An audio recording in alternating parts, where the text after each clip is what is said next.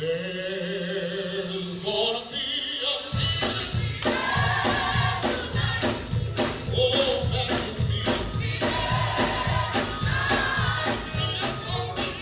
a praise and worship service on a Sunday afternoon in June kicked off Tallahassee's second annual Soul of the Southside Festival.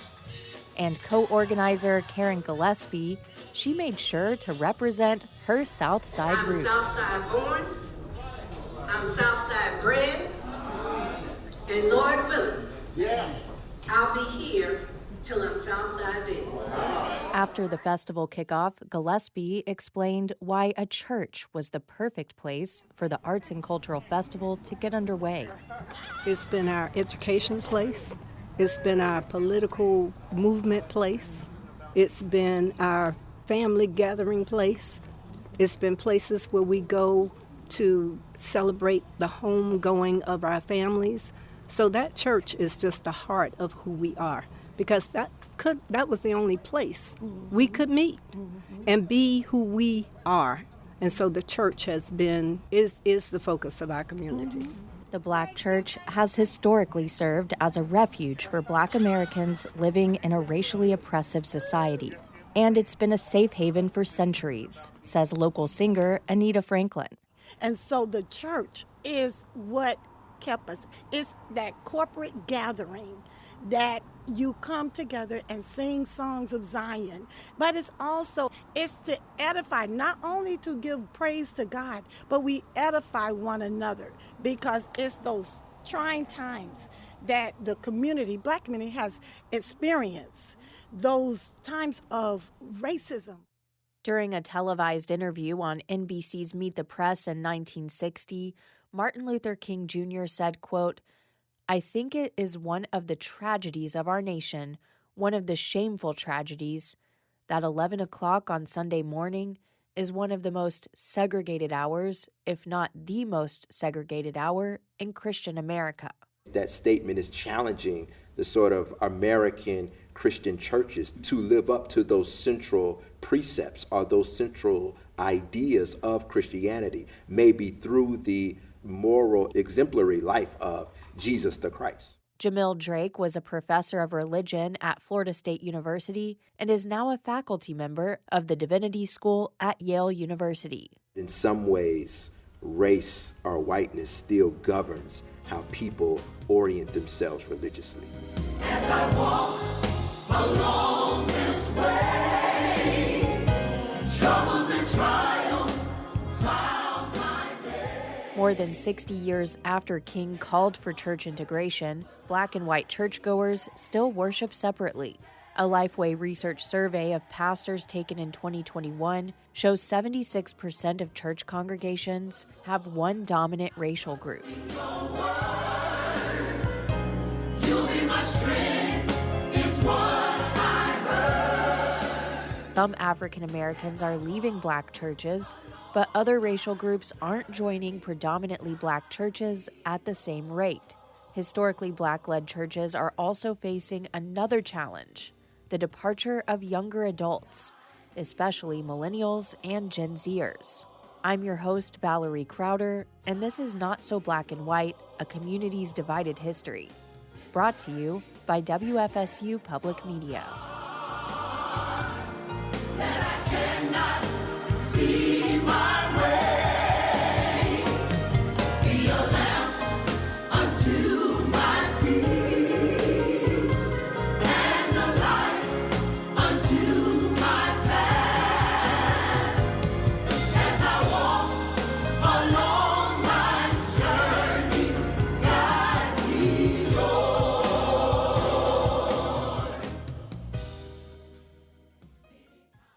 Nobody knows the trouble I've seen.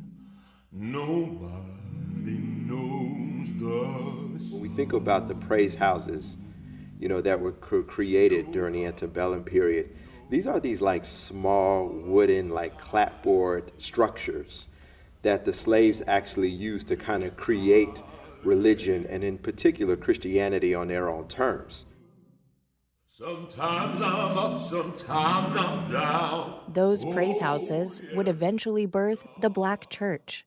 Drake has written about the function of praise houses in his recently published book, To Know the Soul of a People, Religion, Race, and the Making of Southern Folk. The praise houses, they actually served as sites where African Americans created sort of black religion and black Christianity through various rituals, through various practices, through various sort of vernacular culture. So for instance, what we get in the praise houses, right? On one level, we get the kind of chanted sermons, like a worship service. We get various rituals, like the ring shout, or shouting. Or we get, in some ways, the singing, the atonal, polyrhythmic kind of singing.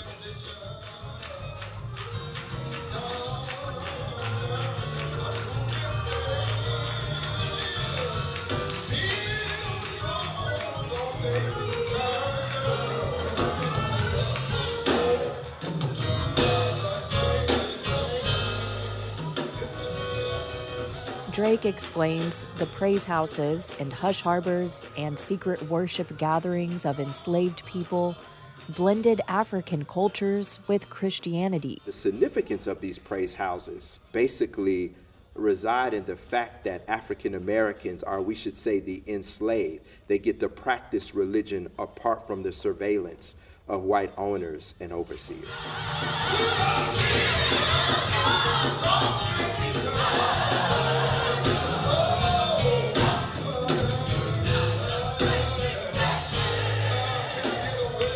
Black churches maintained their independence in a society that has a long history of oppressing African Americans. In the post-antebellum period throughout the 20th century, praise houses served as centers for social life. They also served as courthouses, right, where community members would come together and they would in some ways enforce the law, particularly on those community members who actually violated the law or violated some code, such as harming their fellow community member. During the Jim Crow era, the churches functioned as what sociologist Franklin Frazier called, quote, a nation within a nation. Drake explains what this means. In other words, they're operating like the state, because African Americans cannot depend on the state during segregation because the state doesn't have their best interest in mind. That's why Black churches were not only sites of worship and spirituality, but places where African Americans could get basic services they couldn't receive elsewhere, like childcare, education, settlement houses for the poor, and health clinics. This is the Black church Karen Gillespie grew up in. And the minister, Reverend Ned Sanders, and his wife, we lived in the same community. So they took care of us children. The church, again, took care of our children, the youth. So that's what that was all about. But and he was our pastor who married my husband and I, and we've been married for 49 years now. That must have been, yeah. So that's why Jacob Chapel means a lot to me, because of those leaders back then who nurtured us as youth. And it's so important that we have our churches, because that too is what they do. They nurture our youth. Why was the church, in your opinion, a focal point for activity during the desegregation struggle? Why was the church so involved in that movement?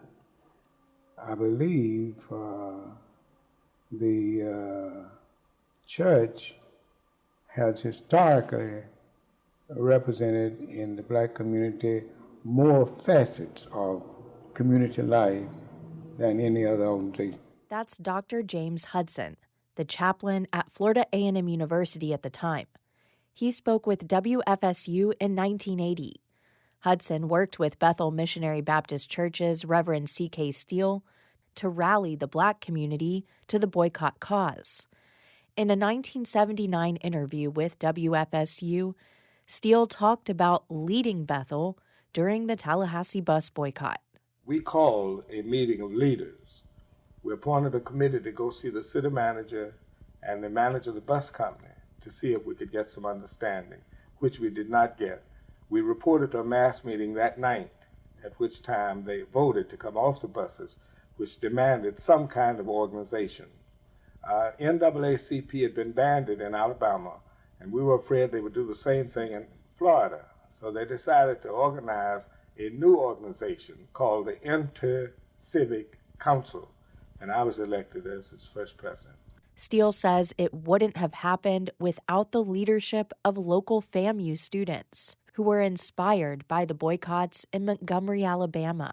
One of Steele's sons, Henry Marion Steele, was a boy when the meeting happened in 1955. The church was packed, no parking spaces on the lot or around the block, anywhere. Cars were everywhere.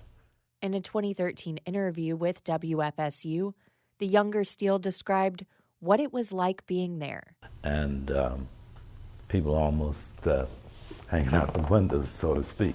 Though the Tallahassee bus boycott received less attention than other desegregation protests, it played a significant role in influencing the very early stages of the broader civil rights movement. And at the forefront of that protest was the church. The only institution over which African Americans had total control was the church. Okay? And so African American ministers had an autonomy that other folk did not have. Black religious leaders' involvement in the fight for racial justice was widespread, says Florida-based historian Gregory Padgett.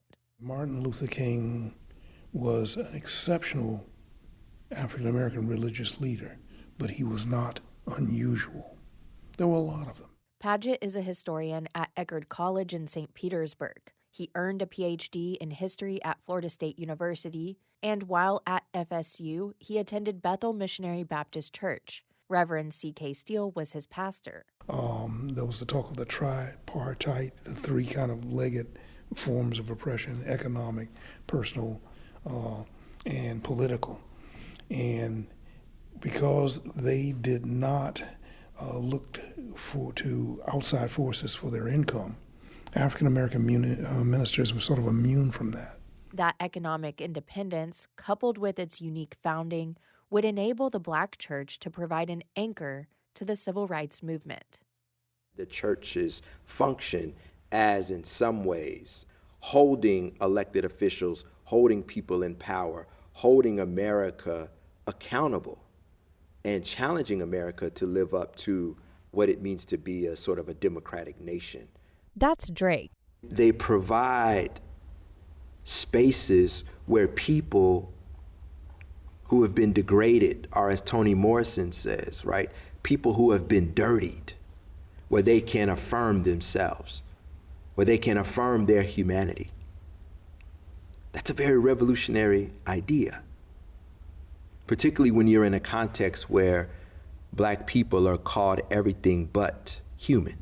So here we can go to a space where we're being taught that we're somebody. We can go to a space where we're taught that we're God's children. Today, a new movement has emerged, one that has taken aspects of the civil rights movement and is pushing it beyond race and away from the church. I'd love to see what he would do with the Black Lives Matter, which for some of us older folk, we sort of scratch our heads because it's not the context that we were accustomed to, or the civil rights movement in the way we learned to recognize it. Well, said I'm on the battlefield for my Lord, Lord, Lord, Lord. Said I promised him that I would serve him. Gotta keep moving on. Yeah. Listen, enough is enough. Black lives do matter. All right? We don't need to be another hashtag. Tired of singing that. I don't need to get on the radio. 10 years ago, a 17-year-old Black teen was shot and killed in a Sanford, Florida neighborhood. He'd been followed home by a self-appointed neighborhood watchman, suspicious about why Trayvon Martin would be walking down the street. I dare you to say Black Lives Matter. When George Zimmerman was found not guilty of murder, protests across the country broke out. The hashtag Black Lives Matter would become an anthem 8 years later when George Floyd was murdered by a police officer, setting fire to long-simmering racial and social fault lines. George Floyd, while at the grocery store. Tamir Rice, while playing at the park. But this time, unlike the civil rights movement, the protest had new faces. A broad and multiracial coalition of young people, women, LGBTQ, black, white, brown, all protesting and marching and calling to the social inequities that go beyond race. The Black church, accustomed to taking leadership, found itself playing catch-up. Paget cites Robert Brisbane, who captured the cyclical nature of racial justice movements in his book, Black Activism. I'm sorry, I don't think Brisbane is still alive. I'd love to see what he would do with the Black Lives Matter, which for some of us older folk, we sort of scratch our heads because it's not the context that we were accustomed to, or the civil rights movement in the way we learned to recognize it. Leadership up until the 1980s for that kind of activity in African American communities always came from the church. And the reason why it did was segregation. And community leadership, by and large, came from pastors. For those of us who were not turning to crime or something else, those were our role models. That was the man we wanted to be. So that's the role of the church for my generation. But it has become more secular, and there's nothing wrong with that. I'm a real believer that every generation has to first identify the social problem that's most prominent for it, and then address it. When Leon Sheriff Walt McNeil rolled out his All In initiative several years ago, he emphasized partnerships with Black churches as a cornerstone of his effort to reduce gun violence in the county.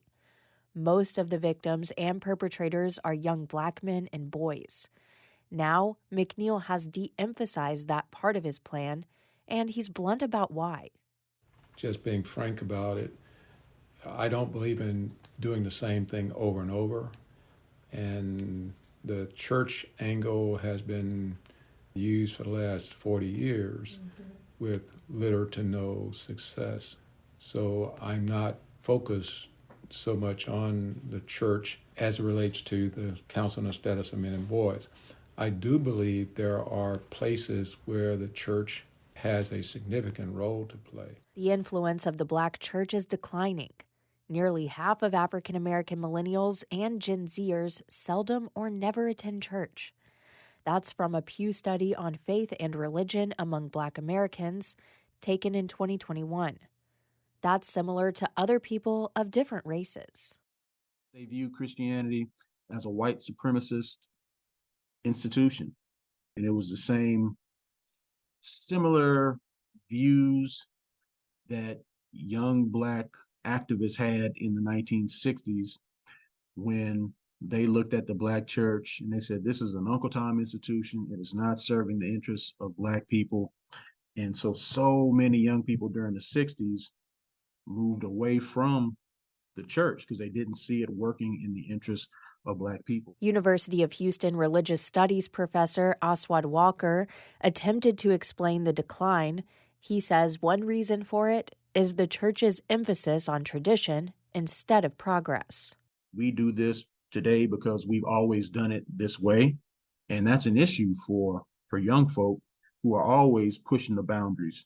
The other issue is a lot of Black churches, not all, but a lot, have stances on women and stances on LGBTQ issues that do not coincide with where young people are today. If Christians can preach that God makes us perfect, God knew us before. My name is Jeremiah, and I believe in the book of Jeremiah. It says that God knew us before we came here, before our mother knew us, or some along the lines of those things. What I gotta pretend or box myself in a box for if this is how I'm supposed to be? And what y'all got to say about it, they ain't none of my business. It really isn't. So that's how I feel about all of that. 29-year-old Jeremiah House met with me at Square Mug Cafe at Railroad Square Art District. We sat outside facing the railroad tracks dividing the city. Like House, people who've left the church are finding community elsewhere. House identifies as queer. He grew up in rural Liberty County and attended a local missionary Baptist church throughout his childhood. In high school, he moved to Orlando with his aunt and uncle and attended church more frequently. I knew that church wasn't going to be a thing for me anymore at the age of 17 because me being able to hear the things that I was able to hear, hearing the hatred and the fear that was being taught and put on people, I just knew that wasn't the God that I served. House says he didn't feel welcome at church as a member of the LGBTQ community. So he left the church, but he says he still believes in God. Something here ain't making no sense, so I can't. And if it ain't making sense, I'm not gonna try to add it up. So y'all can keep all of that over there. But I'm gonna take what I need. I'm gonna take the meat, and y'all can have the potatoes type shit. I don't eat meat now, but. What are the potatoes? You can look over there, yeah. The potatoes are like the opinions and the fear and the forcefulness and it has to be this way, the perspective of it all, or their truths of it all. Everybody doesn't have the same truth. We can all see the same thing and it will not look the same. We can all taste the same thing and have different experiences. My truth is not your truth. I'm okay with our truths not being the same. It has nothing to do with you. So, and this has nothing to do with you. What you have has nothing to do with me. So, take all of the other stuff, who I can be and can't be in. House practices different forms of spirituality now, including ancestor veneration, divination, traditional medicines for healing, and folk practices. He describes himself as intuitive. We are in the South, the rural South, the Bible Belt. There have been a lot of souls that have transitioned here in very negative ways, maybe ways that weren't unjust. There have been fights for liberation here, fights for freedom here. So yeah, there's just, where there's darkness, there must be light and vice versa. So Tallahassee is a very beautiful place, but the history here, if you know your history, I feel like you can't help but to feel a little eerie in certain places.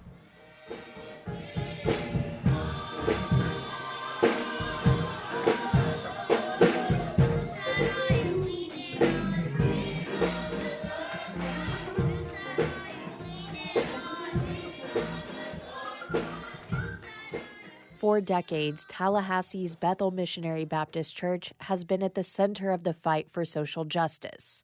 Today, the historic church continues to serve as a gathering spot for elected officials, community leaders, and clergy members to discuss issues like voting rights, gun violence, and criminal justice reform.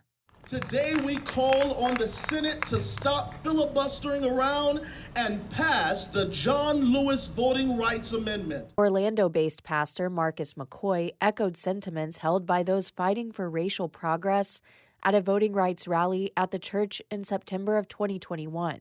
Today we call on our own state legislators to share how they are going to ensure that our upcoming redistricting process is conducted fairly and invites the voices of the people around our state to be heard. McCoy also called on state lawmakers to be fair in the redistricting process.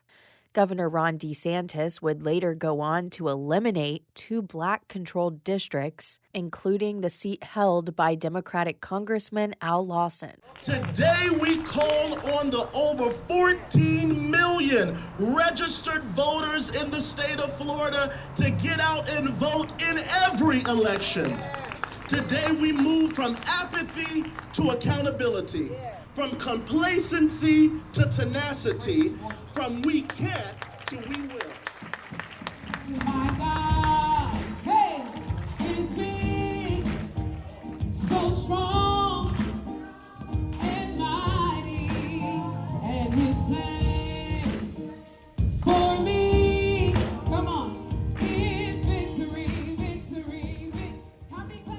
A About 300 people from local congregations packed the pews at the Old West Primitive Baptist Church's Enrichment Center in Tallahassee this spring. Their goal? Persuade local officials to fund efforts to reduce gun violence and increase affordable housing stock. Ministers from more than a dozen local congregations spoke during the program, including Rabbi Michael Shields, who's also co-president of the Capital Area Justice Ministry. But you know what? We're like the tribes of Israel. We're all a little bit different, but we're all justice people, one people united in justice.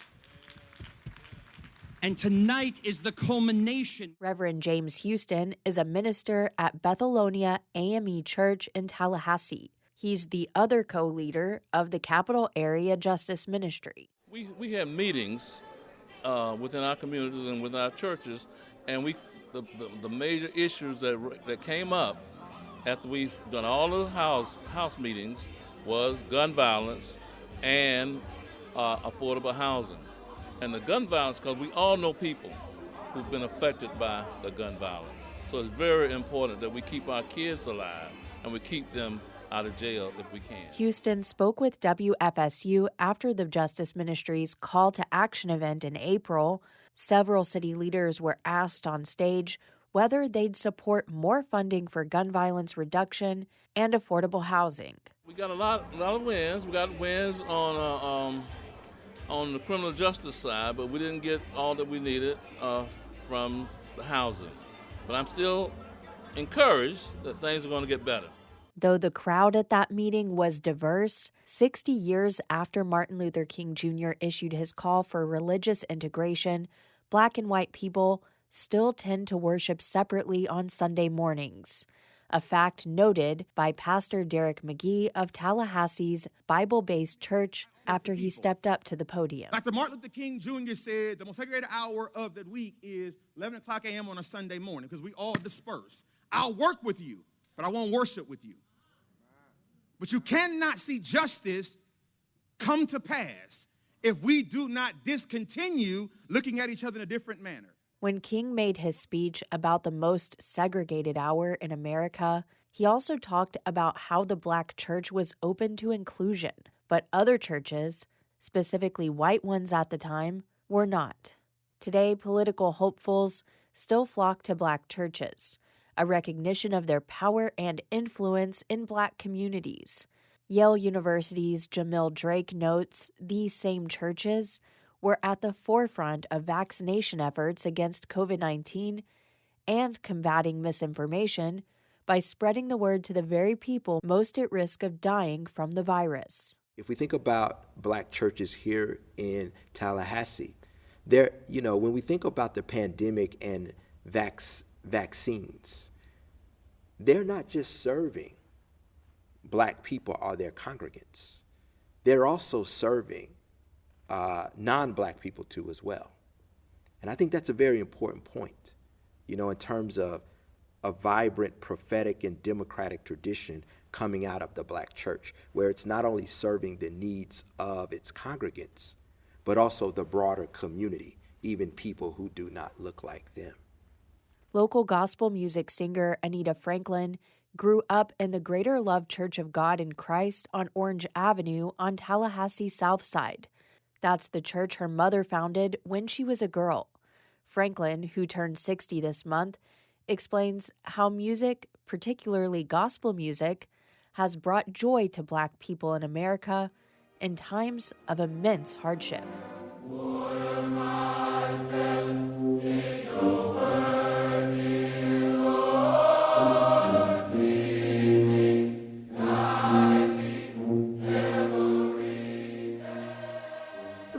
Years of our ancestors who have suffered and have died and have been abused, but they had that spiritual part that kept them just the embracing who God is, to keep them strong through those times of going through just torture, just going through lynchings, just going through families being broke apart. Precious Lord, take my hand. See, you're getting it started. Worthy, my calling to fulfill.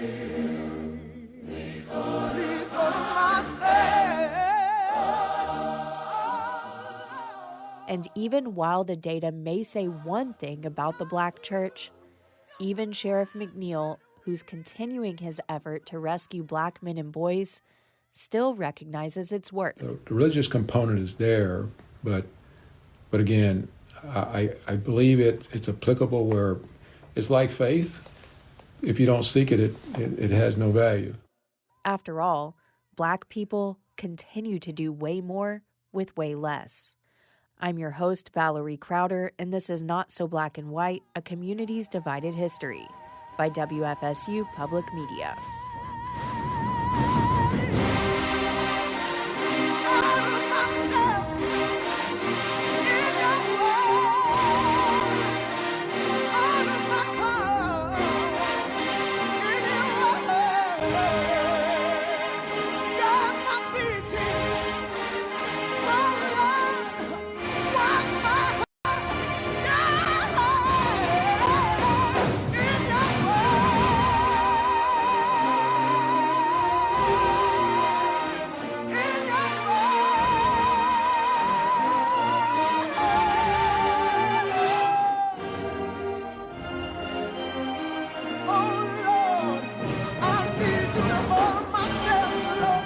I need you to show me which way to go.